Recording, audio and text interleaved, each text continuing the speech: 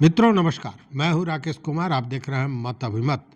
मित्रों, मजरूह सुल्तानपुरी का एक बड़ा बेहतरीन शेर है कि मैं अकेला चला था जानिबे मंजिल मगर लोग साथ आते गए और कारवां बनता गया। जी हाँ, विशेष सर्वेक्षण संविदा कर्मी जो आज 25 दिनों से हड़ताल पर हैं, 26 दिनों से हड़ताल पर हैं और 12-13 दिनों से भूख हड़ताल पर भी ये चल रहे हैं अपनी मांगों को लेकर, लेकिन इनके मांगों की कोई सुनवाई अब तक नहीं हुई। उल्टे जब यह कल भाजपा कार्यालय पर पहुँचे तो वहाँ इनके साथ जो दुर्घटना हुई उसको आपने देखा होगा। पुलिस ने किस तरह बर्बरतापूर्ण ढंग से सारे नियमों को ताक पर रखते हुए लाठीचार्ज किया। कई लोग चोटिल हुए, कई लोगों का माथा फूटा, ये सारी घटनाएं हुई। लेकिन जिस संविदा कर्मियों को सरकार और विभाग समझ रही थी कि ये लाचार हैं, निरीह हैं, बेचारा हैं, तो बेचारा है नहीं। देखिए, अब यह भारतीय समाज है और भारत में जब किसी पर अन्याय होता है तो दूसरे खड़े हो जाते हैं। तो अब स्थिति ये हो गई है कि कल की घटना के बाद लोगों का जुड़ाव इस आंदोलन के साथ बहुत बड़ी मात्रा में, इसको कह सकते हैं, और बड़े जोशो खरोश के साथ जुड़ाव लोगों का होना शुरू हो गया है। आज इसी संदर्भ में जो एक एक्टिविस्ट लॉयर हैं हाईकोर्ट के, कुमार अमित, वो पहुँचे थे संविदा कर्मियों के समर्थन में। वो पहुँचे गर्दनी बाग और गर्दनी बाग में उन्होंने बात की। अब आपको बता दें कि ये कुमार अमित कौन है। तो कुमार अमित एक्टिविस्ट हैं और सामाजिक मुद्दों को लेकर हाई कोर्ट में लड़ते हैं लोगों के लिए, और जब क्षेत्र में रहते हैं तो क्षेत्र में घूम घूम कर लोगों की समस्याओं को के निवारण का रास्ता भी निकालते हैं। हाई कोर्ट में लॉयर हैं। आपको बता दें कि 14 वर्षों तक प्रशासनिक उच्च पदाधिकारी रहे हैं। तो स्वाभाविक है कि ब्यूरोक्रेट्स के दिमाग में क्या मानसिकता चलती है, उन सारे चीज़ों से वो अवगत है।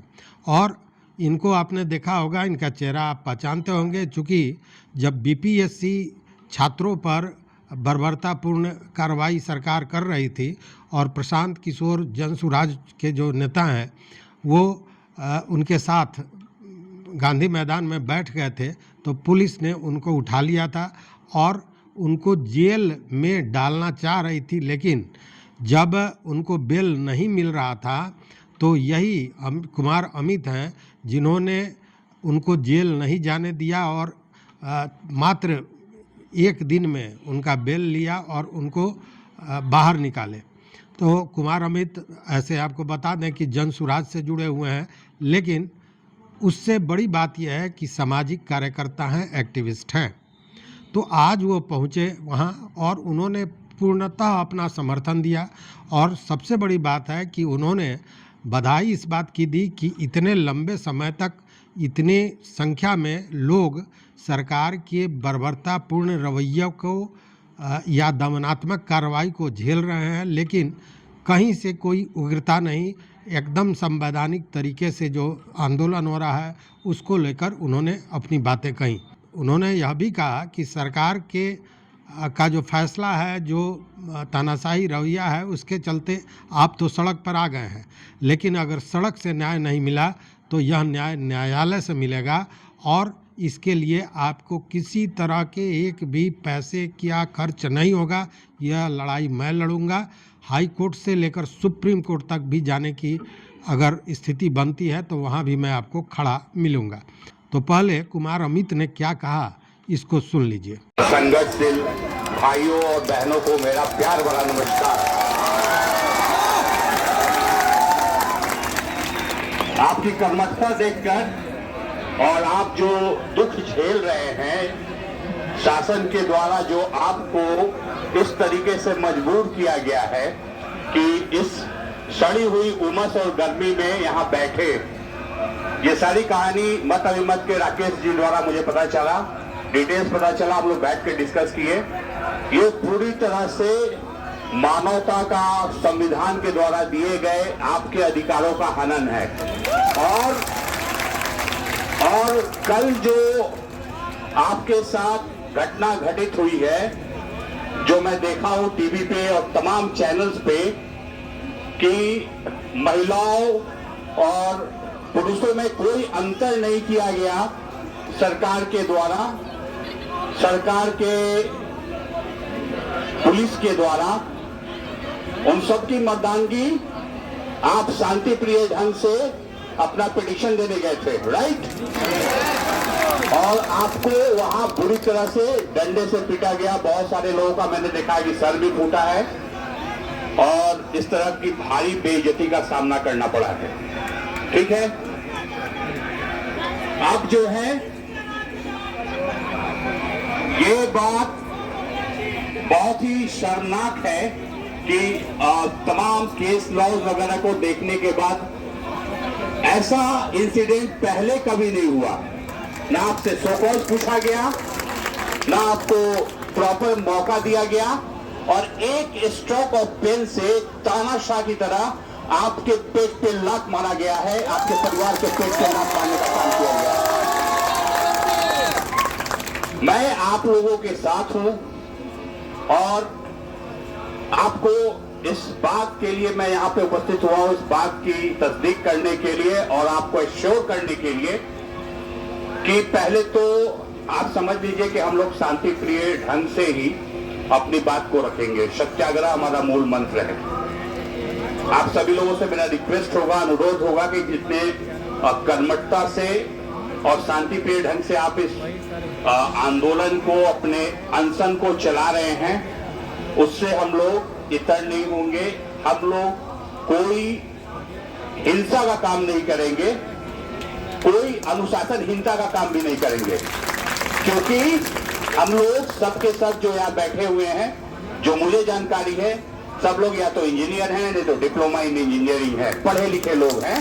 ठीक है, और रही बात लड़ाई की, तो लड़ाई सड़क पर तो आप लोग ले आए हैं, और सड़क से समाधान नहीं निकलता है तो माननीय न्यायालय से समाधान जरूर निकलेगा। अभी पहले हम लोग, अभी जो ये ये जो मांग मुझे नजर आ रहा है, मांग पत्र जो मुझे दिख रहा है, ये तमाम मांग पत्र संभवतः आपने सभी यहाँ के माननीय मंत्रियों, माननीय विधायकों और सुशासन बाबू के भी दरबार में पहुंचा दिया है शायरी से। ठीक है, अब इसको थोड़ा सा ना अमली जमा पहनाते हैं। प्रॉपर वे में एक अपील फाइल होगा अगेंस्ट द टर्मिनेशन ऑर्डर।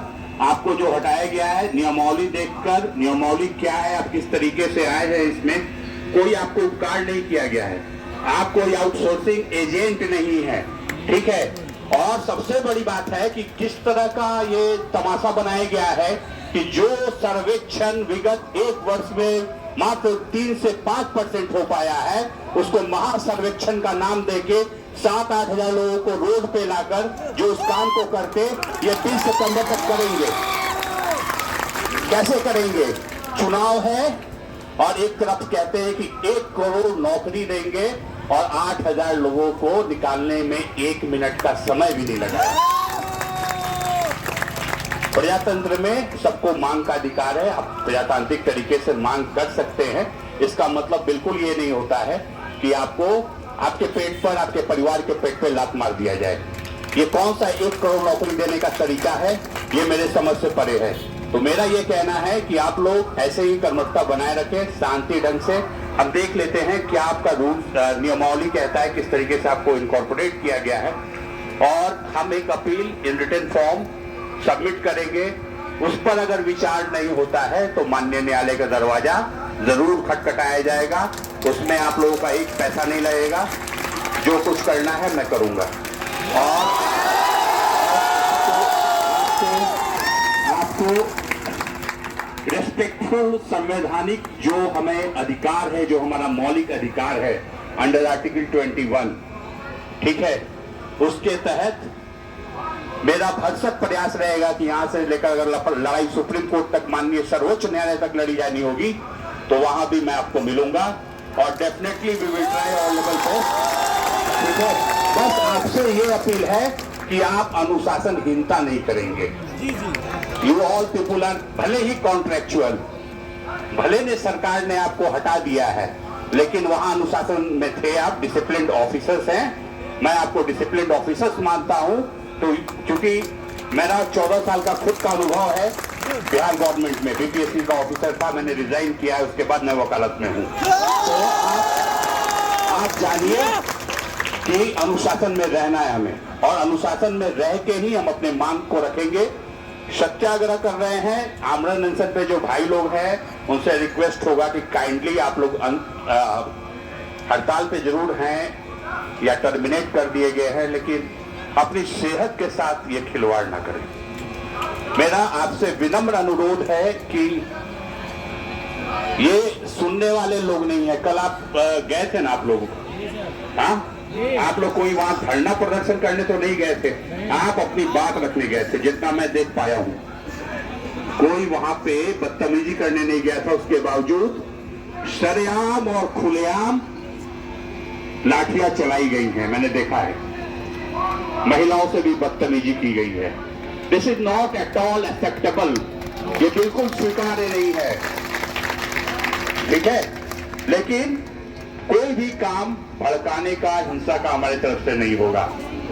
तो मैं मानूं आप सभी की इस बात पे सहमति है। प्रजातंत्र में हजार हथकंडे हैं, अगर तानाशाही बढ़ती है तो उसको औकात में लाने की, और माननीय न्यायालय पे हमें पूरा भरोसा है। संविधान के अंतर्गत आपको जो भी अधिकार दिए गए हैं उसका अक्षरशः अनुपालन माननीय न्यायालय द्वारा कराया जाएगा। इसकी लड़ाई मैं लड़ूंगा, मैं आपके साथ हूं। इन्हीं सब बात के साथ मैं अपने ध्वनि को विराम देता हूं। आप लगे रहिए, आपकी लड़ाई में हम आपके साथ हैं। Thank you very much. तो स्थितियां यही है, मैंने जो कहा कि अब इन कर्मियों के साथ लगातार लोग जुड़ते जा रहे हैं, राजनीतिक दल के लोग, सामाजिक दल के लोग, पत्रकार, लॉयर, सारे लोग इस आंदोलन के साथ जुड़ते जा रहे हैं। कल जो कुछ कार्रवाइयाँ हुई वह बड़ा विभत्स था, जो नहीं होना चाहिए था। और दूसरी बात है कि यह सरकार के लिए शायद अंतिम मौका है, अगर नहीं चेतती है तो इसका खामियाजा भी बहुत बुरे ढंग से भुगतना पड़ेगा, और सरकार को इसके लिए तैयार रहना चाहिए। दूसरी बात कि इस आंदोलन में अब विपक्षी दल के नेता भी जुड़ने लगे हैं, मतलब कि यह कारवां बड़ा होता जा रहा है और यह आंदोलन रुकने वाला नहीं है।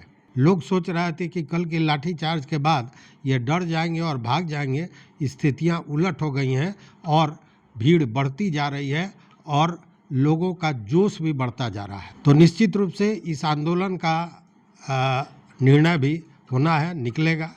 देखते हैं आगे क्या होता है। आप भी देखते रहिए मत अभिमत। मित्रों, चैनल पर नए हो तो सब्सक्राइब करें, लाइक करें, दोस्तों के साथ शेयर करें और अपना विचार जरूर दें। बहुत बहुत धन्यवाद, कोटिशः आभार।